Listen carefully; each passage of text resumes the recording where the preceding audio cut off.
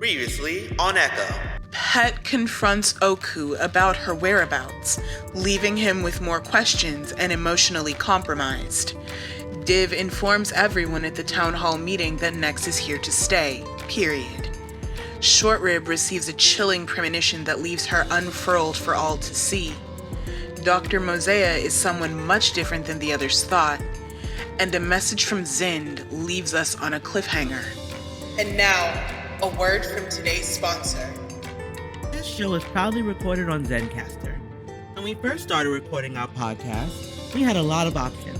We needed a platform that could record and generate separate tracks and videos with a full suite of professional tools at our disposal. Zencastr does everything for us, and it'll do more for you. Go to zencastr.com/pricing and use our code BaddieBards, and you'll get 30% off your first month of any Zencastr paid plan. I want you to have the same experience I do for all my podcasting and content needs. It's time to share your story. Now let's play some fucking D&D. Okay, so after an emotionally grueling talk with Oku Azon, his mother, Pet rejoined the others for a town hall explaining to the residents of the Plinius compound the exact circumstances behind why the four of you are here. The people seem to have accepted that well enough thanks to Jara not really giving them an option. Even Div's lie about the next prototype looking like them. And after the town hall, the four of you made your way to your room back in the compound and started to talk things out because there was a lot to parse given all the information that you guys have come across. Dr. Bleak revealed her knowledge of the New Frontier Rehabilitation Center, a place that Oku revealed having gone to at one point in her wanderings. Short Rib had a vision of a creature very unknown to them and yet intensely familiar, and ended up revealing their true form to the party just as Pet and Div learned that the doc was a patient in the facility, not a doctor. And this is where we pick up now, with the four of you in your apartment at the Plinius compound, having revealed many different truths. So I want to go around and just sort of ask all of you, where's your head at? What are you thinking right now? Fuck. Fair. Very fair. Very fair indeed. That's about it. Too many fucking things at once. Oh my God. Too many fucking things at once. Short Rib. Fucking Short Rib. I don't even know what to say about Short Rib. I think Div is dumbfounded, and I think they'll actually like look to Pet and communicate telepathically. Like, you got the same call I just did, right? Question, DM. You said there's two. The sending was for two different sendings, right? It was one for you and one for Div. Yes. Okay, and they were the same. Yes. All right. Well, Pet is like, I think at that moment of time when he got that message, I think I want to jump into the part where Doc was saying, I saw the predication of the world, the darkness of the darkness between the stars.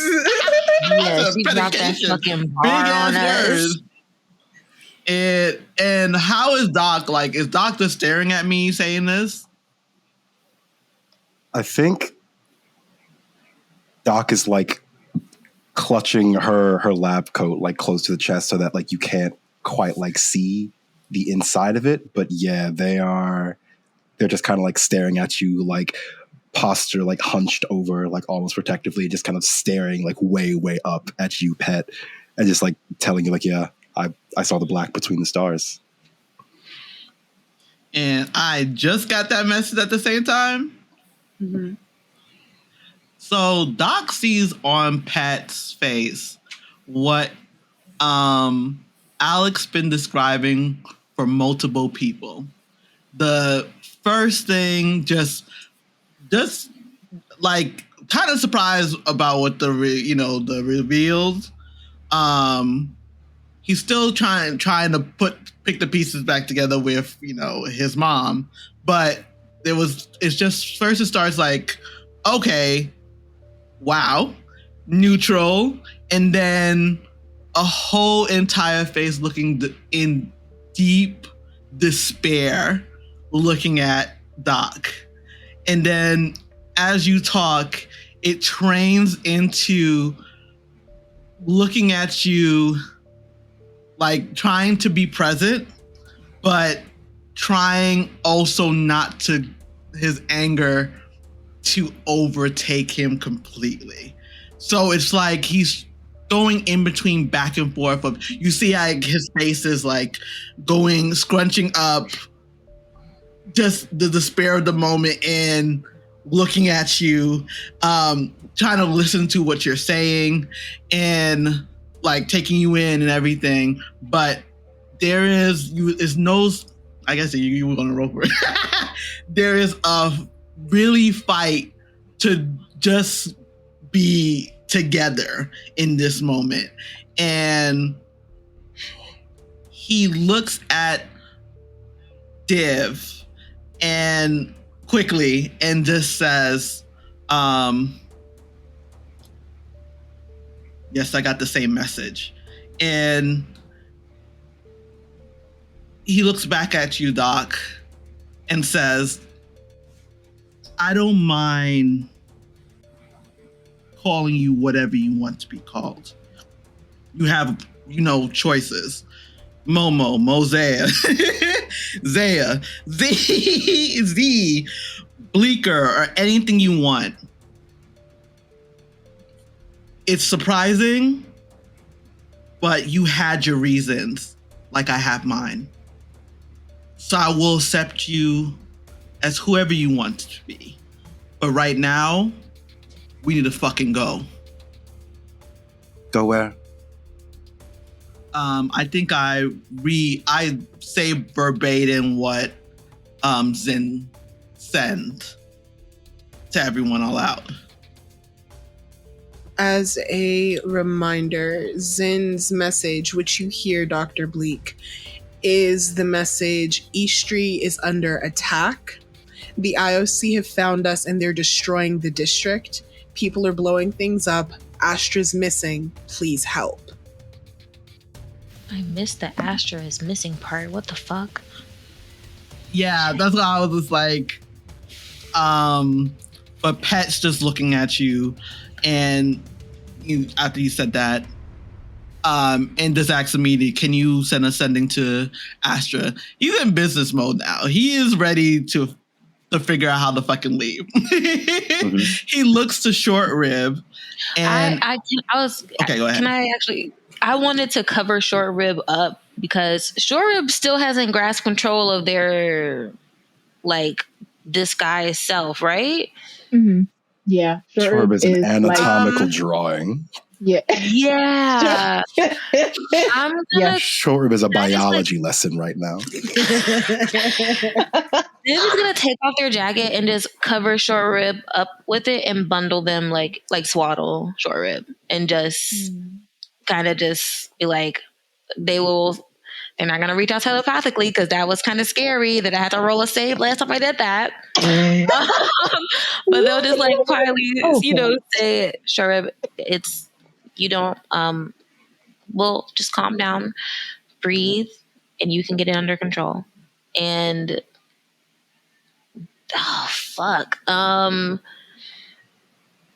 Div will go turn on next because I think we all need to be mobile at this point. So Div is gonna go turn on next. Oh, So And- Nex turns on, you see that little pill form that the Nex was in begins to break apart as the arms sort of stretch out in different compartments and jerky movements, and the torso area begins to stand up off of the legs that bend and move around to retain range of motion. And the lights come on in the visor on the helmet, and you see the eyes go blink, blink, and then it looks to you and says, "Ready for input." Just follow us for now, and try to be as quiet as you can about it. Input received. And it will follow you. We need a fucking ship, like now. Does this shit hover? Next hover? Or is this walking? You don't know if Nex can hover or not. You're welcome to roll and find out if you'd like. I think Pat looks directly at Div and just says immediately, "Are you okay?" Like in the other fashion. Speaking of, like a sweat, fucking bead of sweat rolls down my metallic head. No question mark. I think Pat. Did you go into the room? Did you walk in? Is Nex in the living room or in a bedroom? Y'all had placed Nex in a bedroom, if I'm not mistaken. After I turned next one, I think I would have came back like to join them in a common area. Mm-hmm. So I just have like my fucking puffer jacket like bundled up and Nex on my heels. And so I have a short rib, but we need a ship. Div, if you don't mind, give me an Arcana check real quick. The one character I make that is not good with Arcana. I am lit. Ooh, I cry. Why did I want to do something different this time? Why? The one character. That's crazy. Not variety being too spicy. Can I offer a help action? Can I offer a help action? I'm going to say no, because this is something that is happening to Div internally, and you are preoccupied. Can I make the pitch to you then? Can I make this pitch to you? Short Rib has been kind of vacillating wildly in between forms, and is also like trying to reach out telepathically to see what the fuck is going on outside and inside. Short Rib is trying to communicate with Div. Div is not letting them, but Short Rib is like, what is happening? I'm scared. And so in that, can I see what Div is experiencing? I again have to say no, and I'll explain why. Why. The reason why, for one thing, you are panicking right now. I don't know what's going on. I'm scared. According to what you just told me, that is panic, right? You are also, because of that panic, you're trying to reach out to Div, who has shut you out, according to what you just said, right? So those two things are working against you being able to do so. Now, if you want to try and glean what's going on, you are welcome to roll an Arcana check, but it will be at disadvantage. Okay. So, Div, you got a nat 1, right? For a total of 0, baby. Yeah. Roll me a Constitution saving throw with disadvantage, please. TPK right at the start? I'm so excited. I'm great at those. We're making. Oh my god! The other one was a nat 20. That's crazy. Oh, nice! Hell yeah! A 19. Okay. All right. And Mac and Cheese, you rolled a 9, correct? But it's a very enthusiastic 9. I I appreciate its enthusiasm. Okay. I want to ask if I can make a perception check on Div themselves. Yes, okay. You can. And it'll just be straight for you. Okay. Okay, so here's how this plays out. For you, Short Rib, you at this precise moment are a consciousness. Whether or not you feel real or 3D or fully formed yet is a little bit harder to parse. So what you have access to is your mind. You have your consciousness. And in that, you reach out and try to speak in the only way you know how right now. And the person that you reach out to instinctively is Div. Now, you are currently an explosion of like viscera, of muscle, of bone, of tissue. And you are slowly coming together and coming into yourself, but you are also covered. And so you see through your eye, you see Div begin to vibrate and jerk and shake and jitter in unnatural ways. And for you, Div, the experience is something akin to the mechanical version of nausea and vertigo. It's as though your stomach is churning. Now, you don't have a stomach, and if you did, it wouldn't churn, not in that way. What you do have is an arcane black hole in that hatch in your belly. And so that jittering, that shaking, that jerking, you begin to feel your body be puppeteered against your will, against your own volition. And with a 19, you barely hang on to the last semblances of control that you have as you feel something begin to charge up in your body and your claws begin to creak and jitter and reach, and you almost swipe out at someone. There's no one there, and you're able to arrest the movement before it's fully realized with that 19. And for you, Pet, you see your friend, you see your best friend's arm fly out in a direction near Short Rib, but not at Short Rib's exact location, and a swipe, and you feel the way that the air is sliced through by mechanical claws.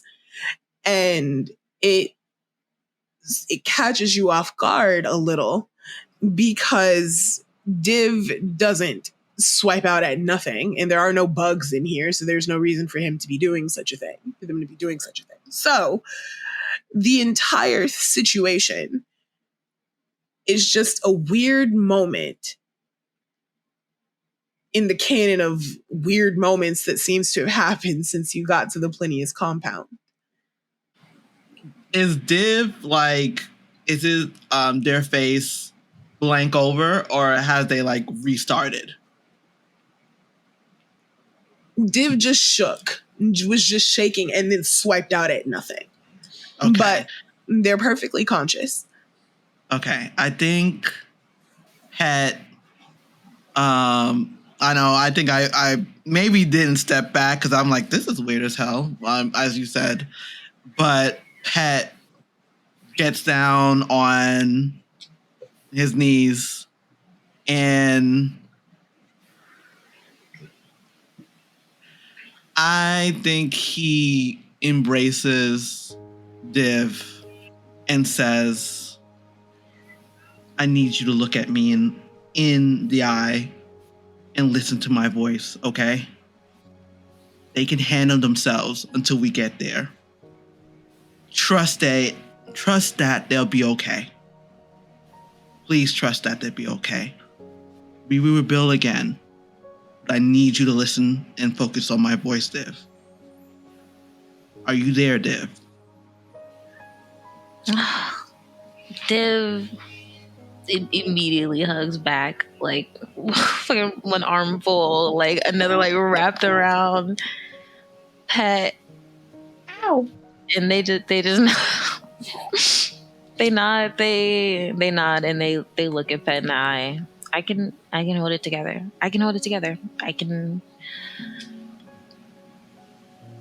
They'll be okay. And I think Pet says, I trust you. I think this is the cursed planet. One, but I think Pet really needed that hug. Bullshit. Mm-hmm. And I think he encapsulates that absolutely grounds Div in this moment. And pretty much like also put their wings around them too. And just really gets into that hug, man. Because he needs it too. But yeah. You squeeze a little tightly and a little blood like drips out under your arm. Oh my God. Not a lot, but like a little bit. Like a little I don't think DM. Did you say Mozaeya got the same message that those two did? Yes. Did you send that is the message that Pet gave you. Understood. Did you send a sending already or no? I have not yet. And I think Mozaeya kind of seeing the weird like viscera group hug thing happening at the moment is just being like, I can send a sending, but from what it sounds like, Astra's missing, and that's a big spell in case we're going there to heal people or kick ass. Right, because you don't know Zen. But we can reply to sendings though, right? Mm-hmm. Okay, so we can at least reply. Okay, so I was gonna say directly to Doc, send the sending to Astra. And what should I say exactly? I think Pat, like, pretty much moves back from the embrace and says, we need to look for them. So, where are you? Maybe I should do the sending first for Zen, and then we'll figure it out what we're going to send to Astra. I think this moment, I think Pat is like, I don't care what you send. We just need to find them. But they're trying to regroup and try to, as what Doctor says, comment. Was it comment? I can't even say that. That is a word that will mess me up. Like make everything smaller in parts. Now compartmentalize. Yes, that's got you. What Pat is trying to do, and focus that they need to leave. So Pat looks over to Short Rib and asks, "Are you okay? How long do you need?" I think Short Rib replies telepathically. I don't think so. But I don't know how long this will take.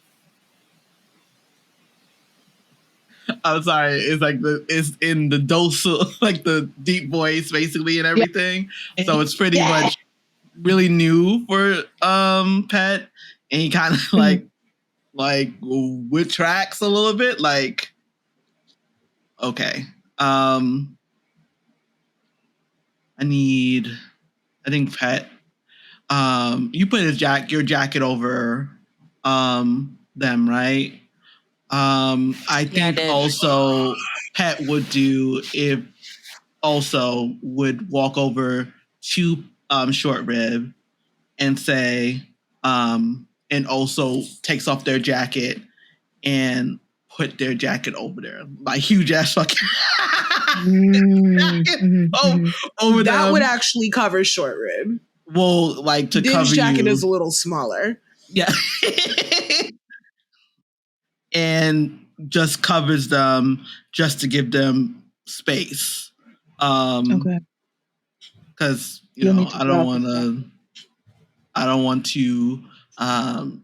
Pat to mess up what's going on over here. Yeah, I think Short Rib feels you put the jacket over them and then is like, yeah, like I said, you'll need to dispose of this covering.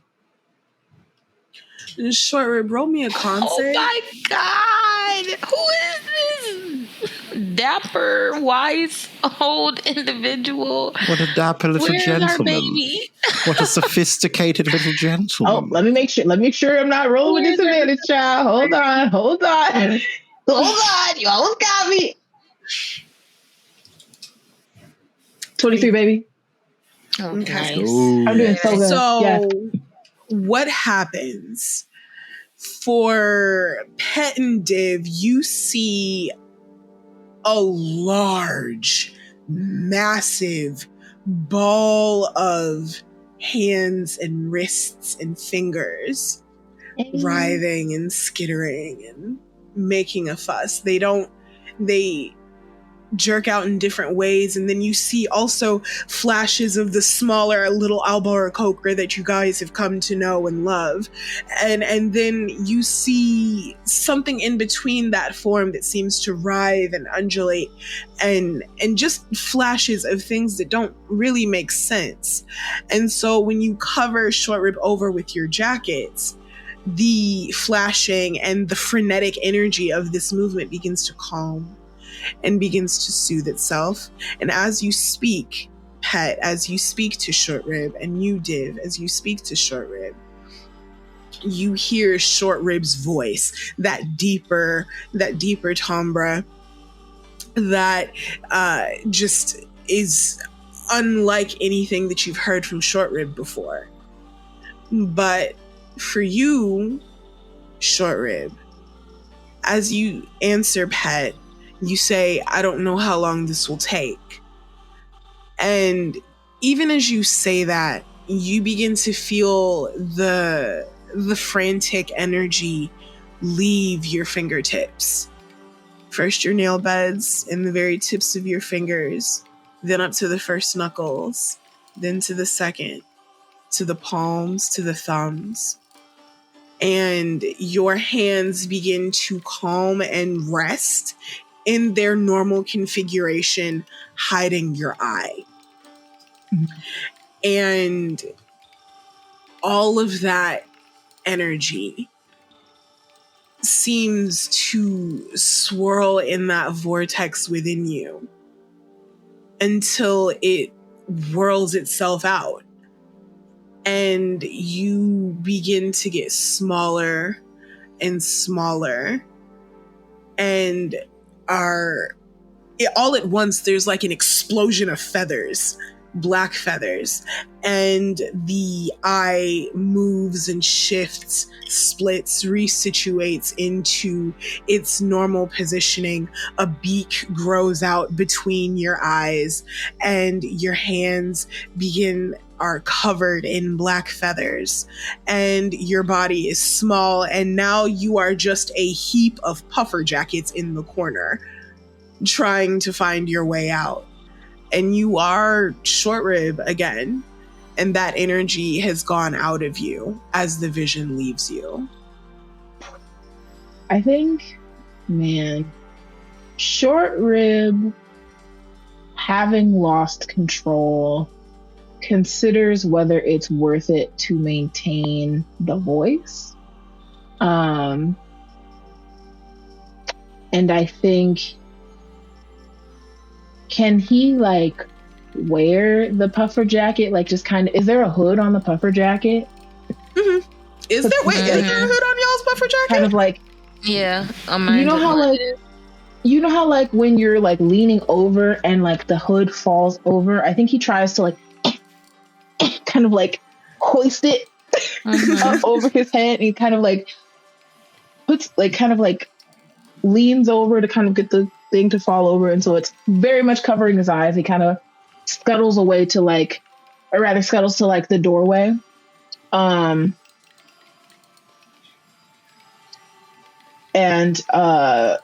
kind of telepathically communicates to the group. And it says, she'll want to know this happened. And leaves to talk to Big Mom.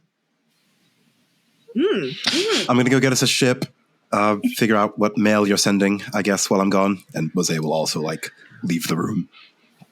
Okay. So... We got split the party. We're split the party. We're split. So, okay. Dr. Bleak, let me ask you your intention real quick before I decide how we're going to arrange this. Is your goal to follow Short Rib? Like, was that a cover, or are you actually looking for a ship? Short Rib will be fine. I'm going to go find a ship. Okay, bet. Wow. So, I trip and I fall and I skin my little knee. You got two puffer jackets on you. That's too many jackets. Yeah, the puffer jackets are gone, and I'm like, wow, I really wish the doctor was here. Wow, this could have been a character development moment over here, but wow. S3 is being attacked right fucking now. We can have character development on the way there. We can character develop on the fucking road, people. Let's go. Okay.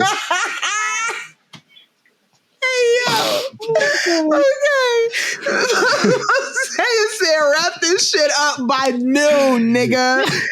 Okay. Right now, we're being attacked. Right now, we got Puffer Jacket Central calling out. Damn. You can go back. I think Pat is going. So you left the puffer jacket? No, I wore the puff. I am still trying to be covered. Oh, so you took all our jackets? Got to see a big ass puffer jacket. Because, okay, here's my headcanon. Mm-hmm. There's itty bitty little Short Rib actually wearing Div's puffer, because that is about Short Rib sized, or bigger, but about Short Rib sized. And then we have Pet's big ass puffer covering that. And you got to see Pet's big ass puffer scuttle on out of the damn door, picking up truly so much dirt on the way. Yes. Yeah. So much. And so much red dust. Yeah. So for my cartographer's map case, right? Check it out. I can use it to generate a special map identifying a shortcut. I can use my action to make a DC 15 Wisdom perception check with a success, revealing a map buried in my cartographer's map case, noting a relevant shortcut. Oh, okay. Can I use this like to find a ship here? Like, could I use it in that way? Yeah, sure.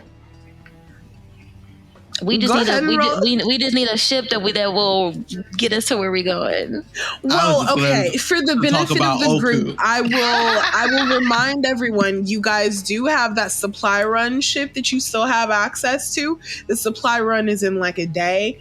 All of this has transpired in like a couple of hours. So you have the supply run ship. You also, Pet knows that you have access to Oku's ship, and there is like, you have the ear of the speaker. So if you want a ship, you could just ask Jara. So you do have options. If you're trying to more surreptitiously find a ship, then that would be what the shortcut would be for. What I instead actually would like to do, because if I succeed the check by 5 or more, it'll include notes on the terrain, and it'll cut my travel time. It'll reduce my travel time by half with this method.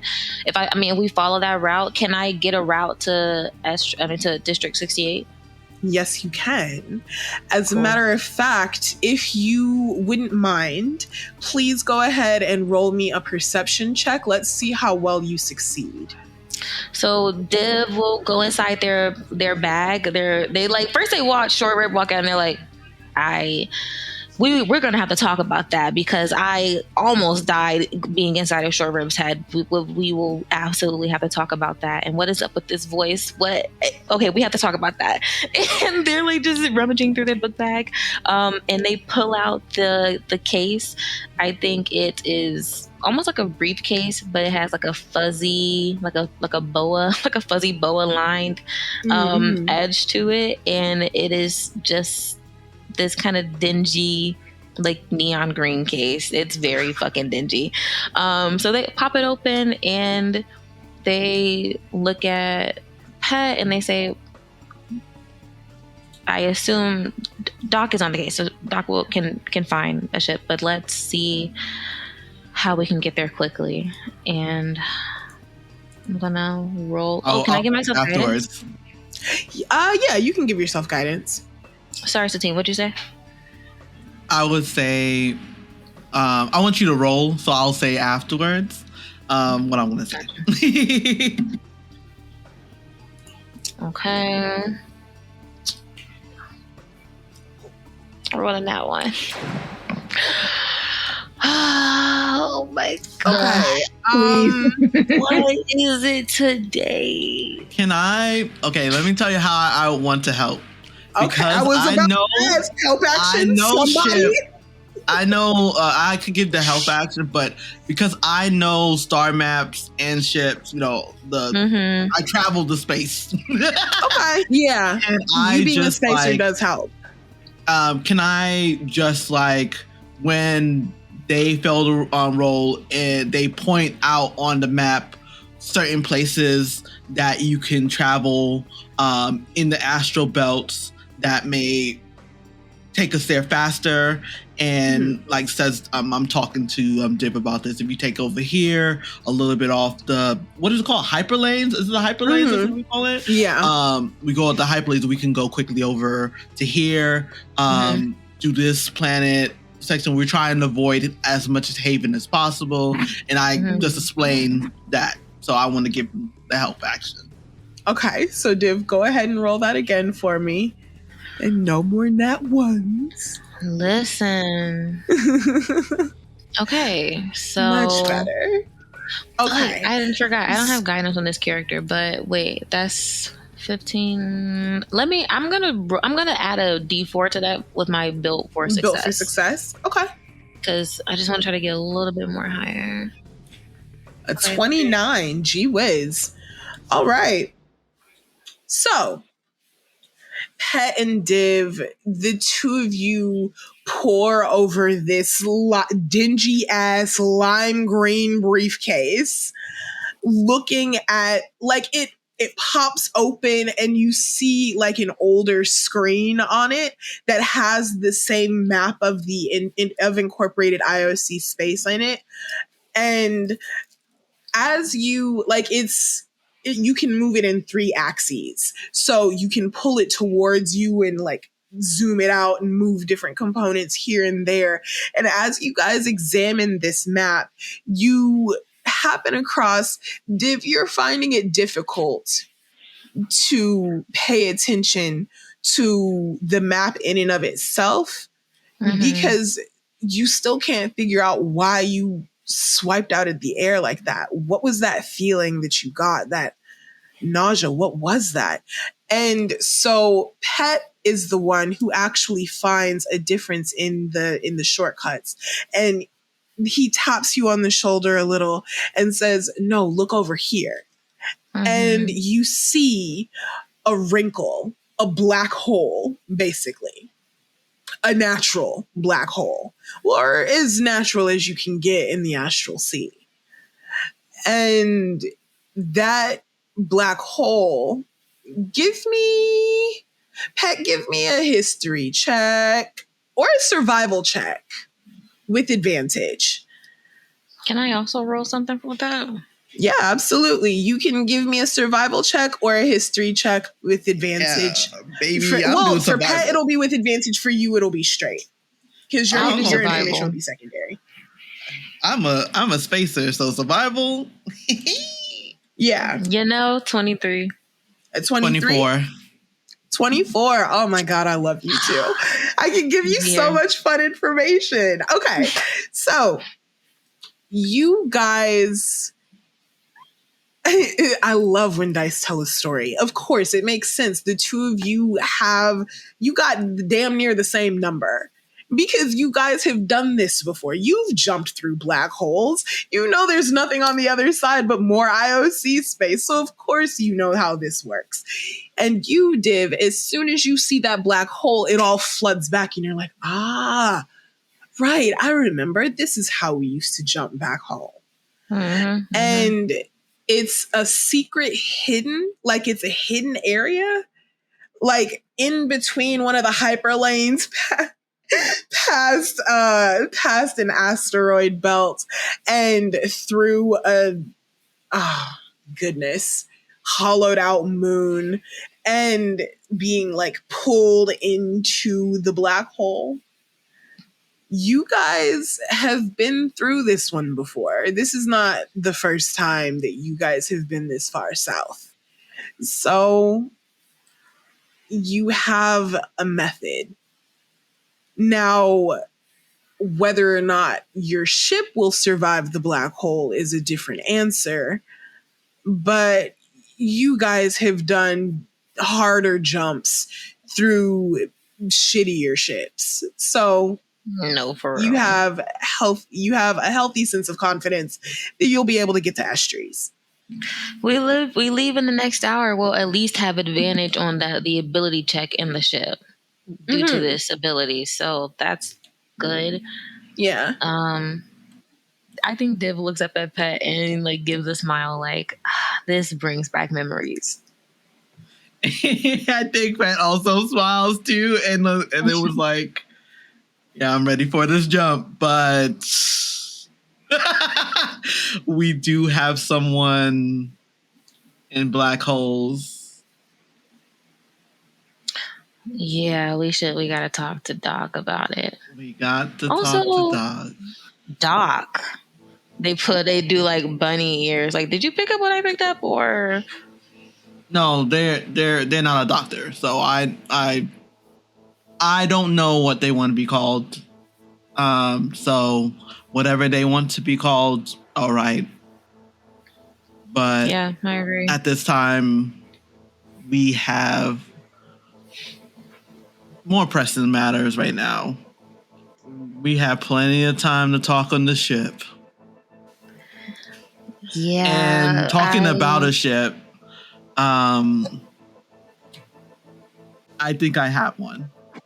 But I don't know if the ship can handle a jump, but I have to just ask Oku about it. Are you okay? No. It was absolutely, I don't know how to put it in regular words. I actually cried, Div. You know. Yeah. Yes, it was fucking heavy. I also said that I wanted to shoot, also punch my mom. Also, Oku is my mom. I think Pet is like just trying to lay it all out. Lay it all out, baby. Lay it all out. And or like get wide for a second. They're like, okay. Shit.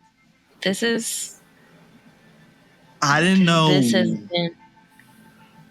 But they did say that they will help. They will help me. So I'm going to contact them and see if they can take us there, and also ask the question if they can handle a black hole. But yeah, I think Pat is just wanting to just do something else and not talk about parent stuff. But they're about to go see their parent again. Oh, at least send a message to them. Can I just send a text message? I'm gonna have to send this to Doc too, because Doc is out here running. Looking for another ship. Yeah.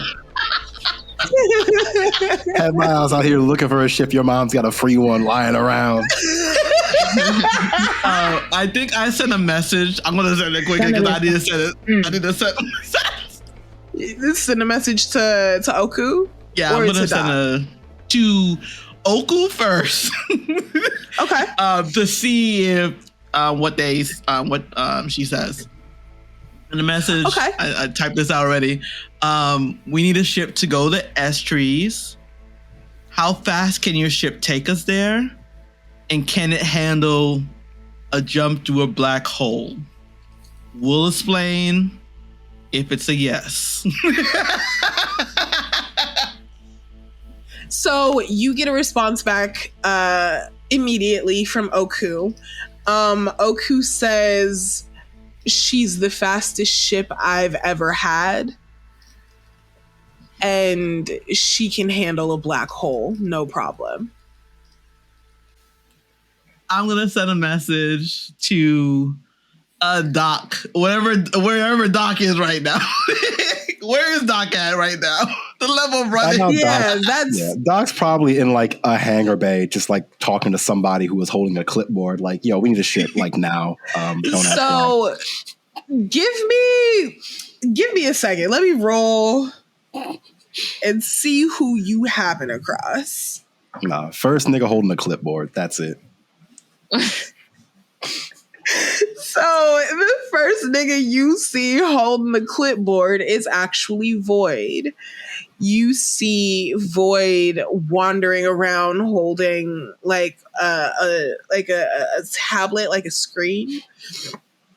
And you see Tundra sort of trumpeting behind her, moving in between her legs. And she's talking to somebody who's got like a screaming magma dwarf child by the hand, and is like talking to Void. And the person gives Void a nod and a smile and then wanders off. And that's where we find you, Dr. Bleak. Void, I need your fastest ship. She turns and says, "Oh, right. You guys are the new recruits. You need our fastest ship. There's a civilization under attack, and we need to get there fast to stop the IOC from massacring everyone. If there's a free ship that you have that's reasonably fast or anything like that." Void actually, like, you see Void become more sober, less like jovial in appearance, and she says, "I see. Well, that is a problem.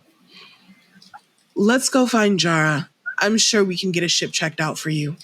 And at that moment, Pet, what is the message that you send to Dr. Bleak? I said, oh God, okay. This is gonna be the game changer right here for this message. Game changer. Okay, what nickname do you want? They never said. They left. I know, but I'm gonna call you something though. Do it. Do it. I think this is your Life is Strange butterfly moment. This is the difference between your home living and dying right now. This is the difference between your home living and dying right now. Mosey. A movement will pop up from what you said. Just so you know.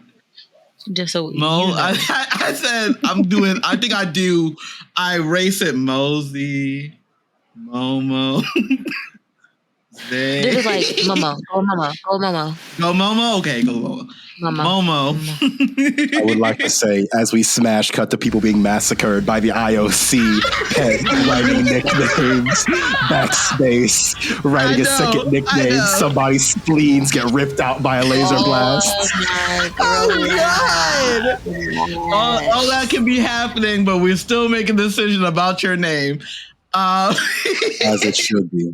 Most important. Continue. I think I'm gonna go with I like Mosey, so I'm gonna go with Mosey. We got a ship. Come back to the room. We're ready to go. I think. Oh, also let me go send a message to Short Rib. Short Rib. Come back. We got a ship to the room. Okay, so we'll resolve Dr. Bleak first, and then we'll see where that message finds you, Short Rib. So, Dr. Bleak, you received that message from Pet, and just as Void says to you, right, the ship, are you coming? I think Dr. Bleak will like get the ping on their phone, check their communicator, kind of like furrow their brow, and their coat like has like a few like sparks of color reading it. We have a ship, actually, never mind. Just let Jar know that we'll be out for a while. It might be a little bit late on the food run or whatever we were doing earlier. Void gives a crinkly sort of smile and says, I'm sure she won't mind, but I'll let her know.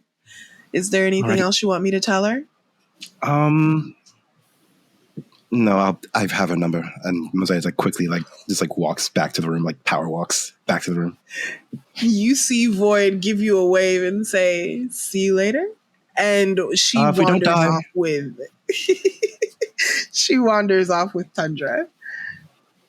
And from there, we will follow Short Rib down that hallway, just this pile of puffer coats, inching and scuttling and skittering its way down the Plinius compound hallways.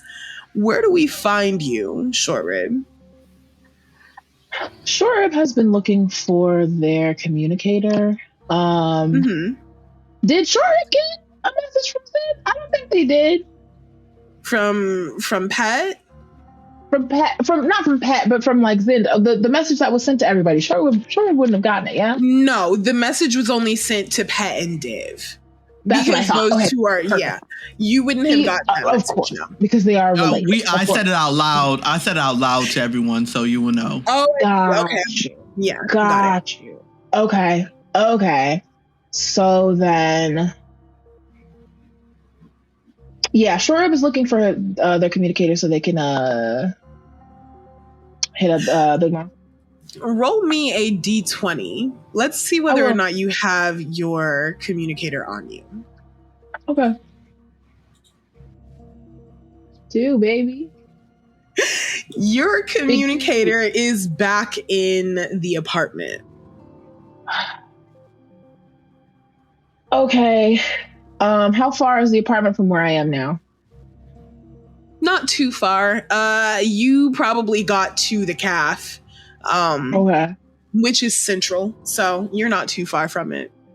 Okay. Well, I feel like Short Rib probably would have been like, as soon as they got to somewhere like a little bit more, what's what I'm looking for? A little bit more central or a little bit more populated. I think they would have gone invisible and tried to keep things stealthy, like keep out of the light. Roll me a stealth check, please, with advantage. I would love to. I would love to do that for you. Let's just see, because you personally can go invisible. Does it include everything that you're wearing or no? Let me see, because I don't think it says. Yeah. I just have the ability to go invisible at will. Like, I don't think it applies to my clothes. Okay. So you personally go invisible, and that's cool. That's great. That's good. Whatever. Yeah. But also, you have a pile of puffer coats on top of you, and they are not subtly colored. They're very neon in appearance, and they're making a fuck ton of noise as you go across these stone floors.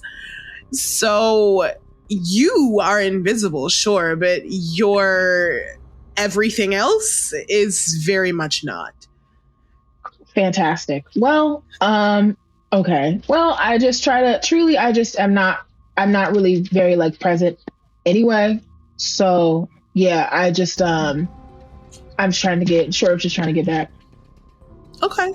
So you bust a Yui. I'm not even going to make you roll for it. I'm sure you can find your way back the way you came. You just went straight. So you head back down the hallway and back into the room. And that is where we find the four of you reconvening. as Pet and Div have sort of come to an agreement about the ship that will be used. Pet, you also get another message from Oku. Oku says, I'm not sure if you're leaving, but I have something for you before you go. Pet kind of like looks at their watch for a second and like just answers back, we'll see you soon. Okay. Okay. And you don't get a response back from that. Okay. So I think we explain, well, we're going to do the big doozy one about the black hole later, but I think I have my message that I want to send back to Zen, knowing that we have someone to take us. So my message back to Zen is, we are coming. Take the others through the rusted swamp channels to hideouts. Tamis knows we will try to contact Astra. Keep safe, Zen. That's what I send back from my sending. Okay. You don't get a response back from Zend. Presumably he is preoccupied, so that makes sense. So the four of you have reconvened. You are... How much of the information that you told Div do you tell to the rest of the party, Pet? I say, because I think Pet just starts, in this current situation that we need to leave, I want to at least be open to tell you that Oku is my mother, and we'll be traveling with them through, I won't say the black hole just yet, over there. I haven't spoken to them in over 12 cycles, and reuniting with them today was a lot. But in this moment of time, in this moment, I need to go save the people that I love. I will face this over and over again. And that's what Pet says. All right, where's the ship? Let's go, baby! Whoa, wait. Pet also looks towards Dr. Mozaeya. Can I get the map? Yeah. Pet. Div hand over. Yeah, so Pet shows you on the map. This walks up to you and shows you on the map the fastest way to get to Estrie is through hopping through a black hole. I'm just telling you this now. That's the fastest way. I think Mozaeya just kind of like stares very neutrally at the map at first. Yeah, and I think her cloak just goes like full yellow. And it's different, like just sparks and different shades of yellow. Pet adds, we have done this before on many of our travels. When we do this jump, just know that we're going through it. That is the only fastest way that we can possibly go there. I wanted to tell you up straight before we go through it that's how we're gonna get there the quickest way. I appreciate you telling me. I appreciate you telling me. If it's what needs to be done, then it needs to be done. I might need to be restrained while we go through it I might need to be restrained while we go through it. Why would we need to restrain you? We can discuss it on the way. I might flip the fuck out. I might be... they don't like me. Black holes, they don't like me, and the feeling's mutual. Bad. What do you mean? Sorry. We could discuss this on the way. Your home is under attack as we speak. Dude was like, okay, but... We will restrain you any way you want to be. That sounds real. Yeah. But, No, but... I think, they like looks to Short Rib and they're like, so... Is it safe for us to communicate telepathically again? Or will I, Shoot, I never know. Are you okay? We got the jackets. Like, it's the jackets, like... Yeah, it's just a pile of like their see-through top. Jackets. They got their C2 top, and you can see their scars and everything that they have on their chest, and they see the jacket, and they like says to Short Rib, like, I can just get a new jacket as long as you okay. That's for the best. I think Short Rib kind of says out loud to Div, I don't know if you can communicate with me telepathically anymore. I'll never know if it will hurt you. If that's something that frightens you,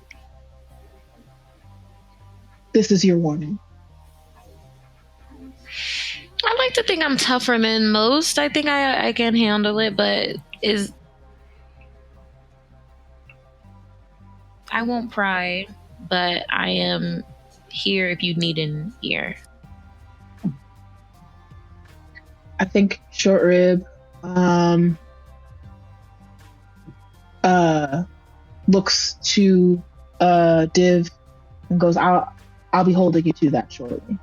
And looks to Pet and is like, so we have a ship? This little baby, what happened to my I was gonna ask, is this the first time that Dr. Bleak is hearing like the deep voice that Short Rib used forever ago back in season 1? Like in Dr. Bleak's head? I think yes. This is the first time you are hearing it. Because the perception check that I did was high enough to hear it when we were having the conversation. Nobody else did. Yeah. I forgot. You were preoccupied. So yeah, this is your first time. Yeah. All right, so I've heard this voice good. before. And Doc will just kind of like look at Short Rib and say nothing. Short Rib will... Can I roll a perception check to see if I clock that?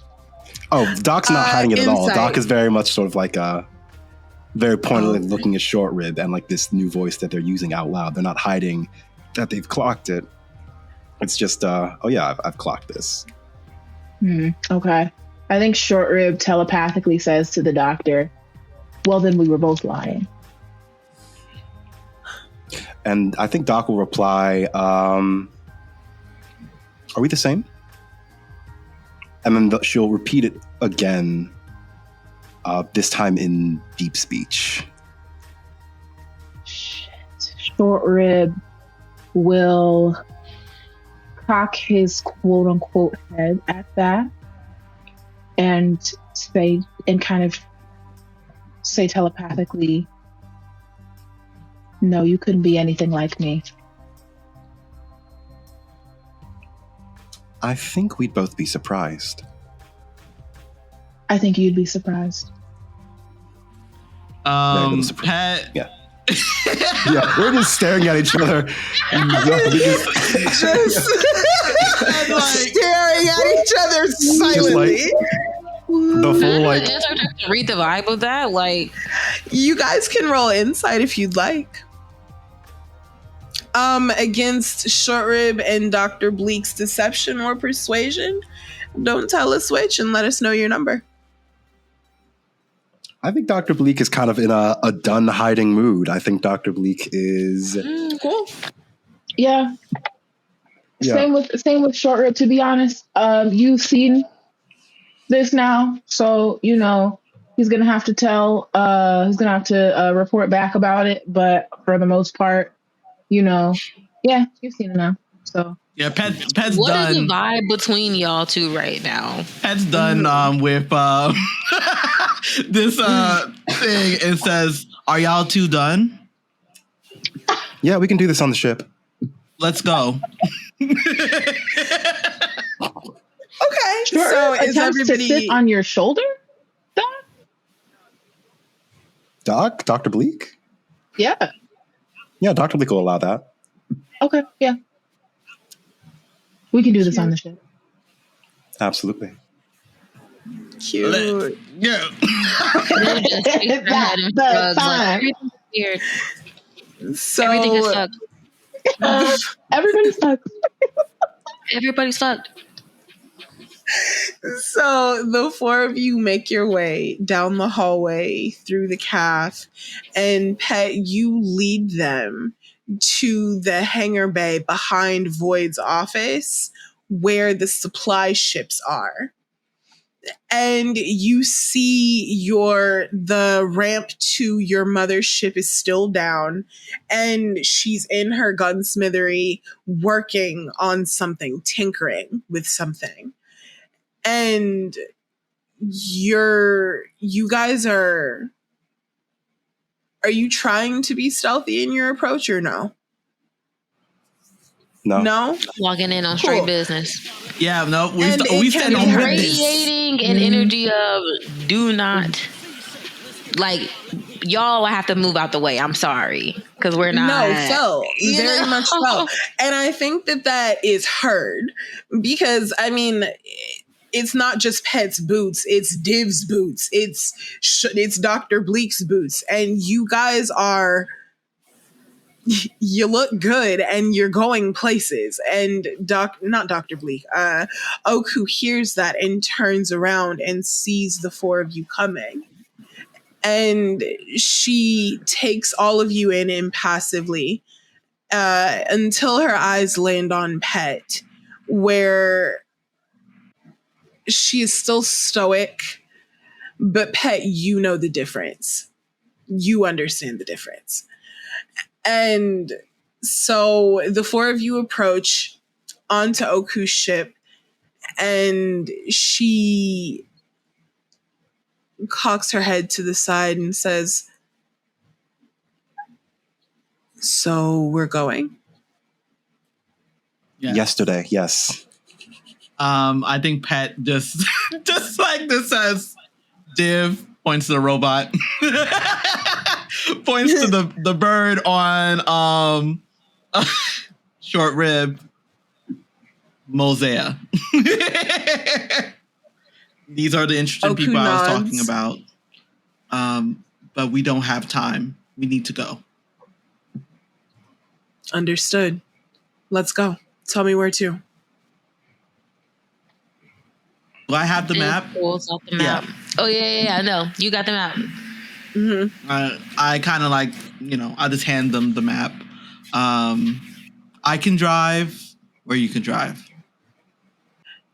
Oku actually gives you a smile at this and says, "I'd love to see you try it." And she holds out the map and like quickly looks at the coordinates that you guys have decided are where you're headed. And she goes, "Oh, huh. Black hole. Right." And she heads forward to the navigation console and begins to turn on the ship, close the ramp, input the coordinates, the usual shit. and the ship begins to pull out of the hangar bay and ascends up and out.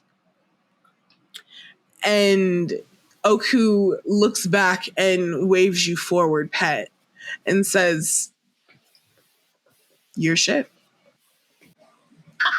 I think before Pet gets on there, like jumps on the onto the the pile and stuff, Pet asks, "Is there like a room where there's you can't see nothing outside the place or anything, like a closed up room with no windows?" Yeah. I think before I turn to Mozaeya and said, "I think you should go in that room. I don't know what interaction you have with it. Is there anything else you need? Do you want me to tie you up now?" I'll be fine. I think the room with no windows will be good. Pet's looking at you. I think Mozaeya, like, you could see she's like trying to find the words. I think I would prefer to not be alone if that is okay. I need to pilot the ship. Like, what? I will be constantly needed to pilot the ship. Would I can I leave to go back, or is there anyone else that would volunteer to stay with Mozaeya? That's what Pet says. I can stay with Doc. I was gonna say, I assume I'm still on Doc's shoulder. I mean, yeah. Do you want my company? I would love your company. Okay. I think Div nods and they say, in that case, I will mess around with Next, I think, to give them stricter security protocols. Mm-hmm.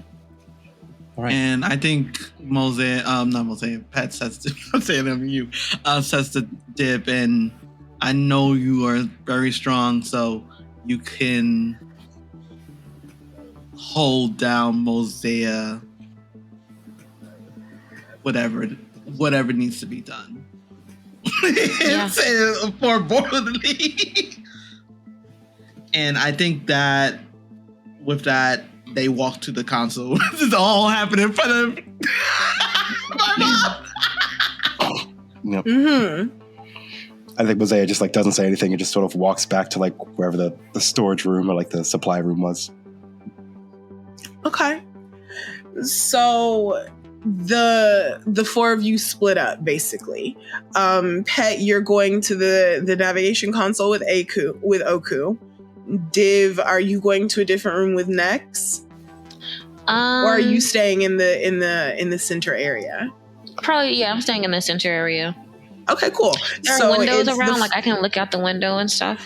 Or yeah, the ship is pretty large, all things considered, because it needs to carry a lot of shit, and because Oku enjoys a specific type of ship.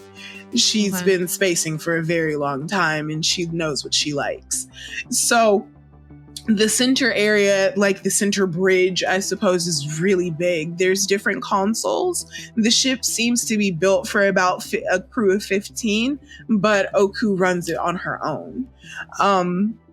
And the navigation console is toward the front of the bridge, but there's an area towards the back, like where there's other consoles that you could sit at for navigation or news or whatever it is that you're looking for.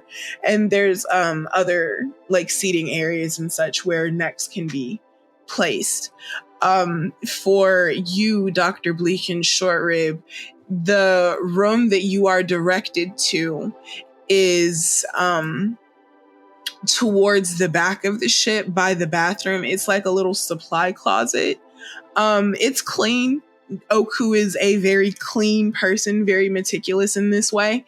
but it is dark and it is an interior room.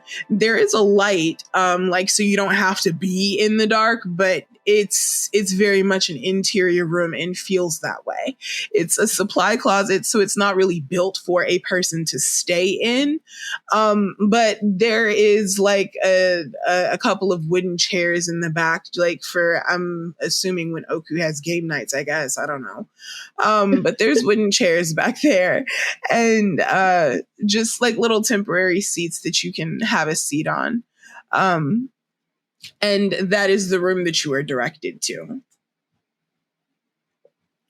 So to begin, I will say for you, pet, I will need a space vehicle handling check from you, please. And I will give it to you with advantage because Oku is there, like right next to you. They get it. So could they use the map of shortcuts advantage on another roll, on the next roll? Yeah, definitely. We can do that. Well, you're going to need it because jumping through that black hole, yeah, you're going to need that. So yes, literally you have any way I advantage got to on assess with this. Yeah. Be on it. Mm-hmm. Okay. Okay, 19 plus 22. 22? Okay, bet. You are able to pilot the ship up and out and away from the Plinius compound. You see Oku turn on a cloaking device and the ship sort of disappears into space. Very stealth. That's how she's maintained herself. And the ship does have an autopilot, but you are able to pull the ship up and out. And it's going to require an actual pilot's touch to navigate out of the asteroid belt surrounding Plinius. So that is what you handle. And as you get further out into space, heading toward that black hole, you see Oku watching you and then watching the way that you're piloting the ship. And she smiles but she doesn't say anything. She just smiles to herself and then says, "Oh, right. I did tell you I had something for you.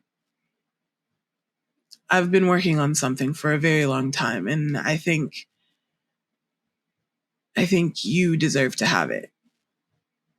And so she leads you back into her gunsmithery, her workshop. And you remember that there's a placard above her desk that's holding a gun underneath which says PETA. And that gun is the one that she picks up and pulls down for you now. And oh goodness. You know what? I'm going to let you describe it. But what I will do is I will give you your new weapon. Yes, bitch. Let's go! I think description wise, my original gun, I feel like it was smaller and the barrel was narrower,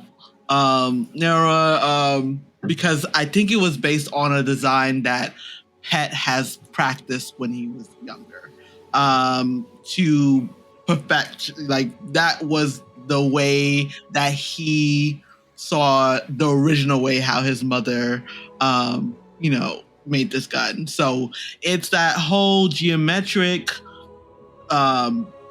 it's a rifle, right? This is going to be a rifle.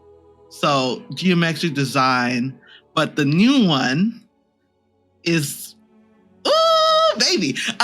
It's let me know. Even more detailed with crystalline flowers on it, a pink barrel that is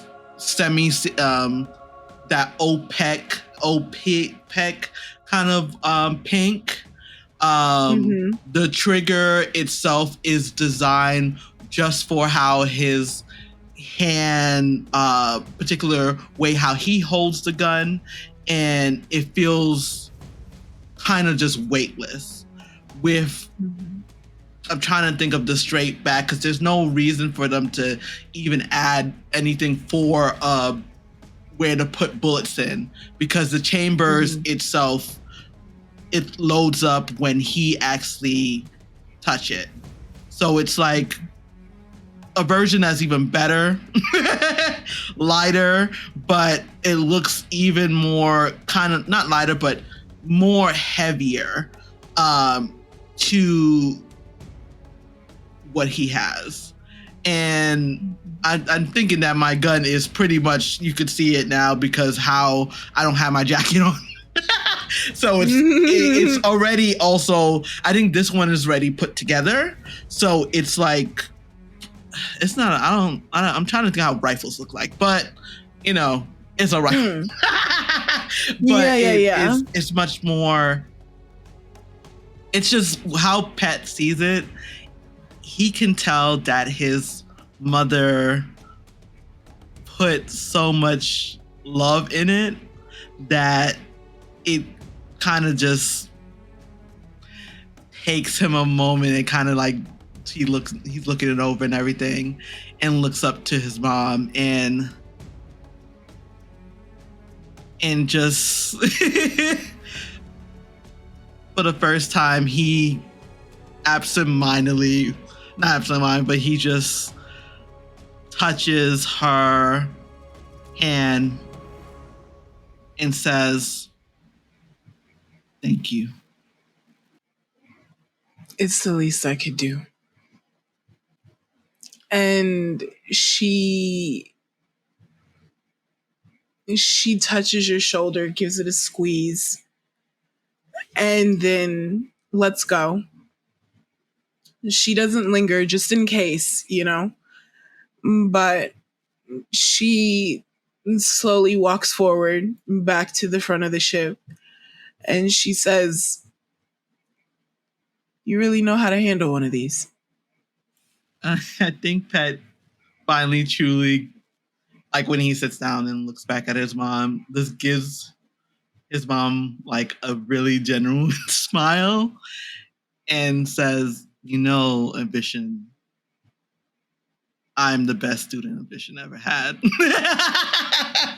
And kind of like looks forward, like he just smiles at his mom and says to her, "So is the jump going to be bad?"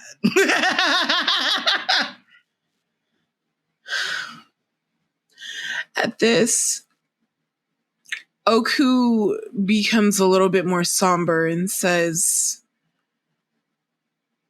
"Maybe. I don't do jumps in this ship often. Not unless it's an emergency. And if you're proposing this, you know the cost. So this must be an emergency, isn't it?" Yes, I need to go.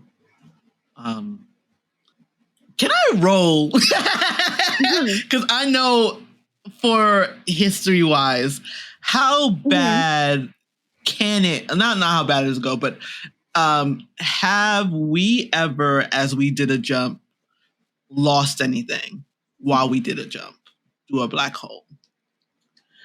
Give me a history check, real quick, just to see how much you remember. 12. I think, yeah, 12. You got a 12? Okay. Can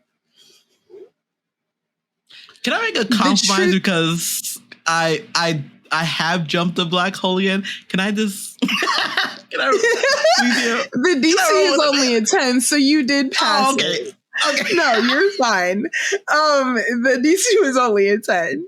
So you know that jumping through a black hole has the chance to destroy a ship if you don't do it right. It takes a very skilled pilot. Like, you are the best that Ambition has ever had. And even you have only done it once. And that was because it was an emergency. So this, you know how bad it can get. If the ship is a piece of shit, y'all are gonna die. Sorry. The cool thing is, give me a perception check, please. This is what I do. Uh-huh. Okay. That's what I'm talking about. Very fucking nice roll. So, Very fucking nice. here's the lowdown on Oku's ship. Oku's ship is custom. And you know it's custom. But it's based on the body of a Cobra Elite 98K. Which is, first of all, a sports ship. So the purpose of it is to be fast and luxurious. That's what it's for. It's a bit of a status symbol. It's not flashy per se, so she's not being tacky about it. It's one of those like quiet money type of situations, which shows her status as an arms dealer. Basically, she made her millions. Literally, you guys were not poor. Like, you guys were not, and it's not like she has one of the premier ships, and you understand as a person who knows ships and knows them well that a ship of this caliber would be able to make the jump. Whether or not you guys got sick would be up to your own like health and body chemistry and whatnot. But the ship is not going to be torn apart because it's a well-constructed ship. And it's based on, that is the body that it's based off of. So you know for a fact that Oku took this ship and fucked around with it so that it is like faster because it's overclocked, or it takes a different like booster as a power source, and has different built-in nooks and crannies and things, and because her life is dangerous. So this is a piece of her old life made new for a different life. So yeah, that is what you know about this ship. You guys will be fine. As long as my mom got mommy, my mom got money. A little bit. It's a little tired. I'm not beating the senator son's charge.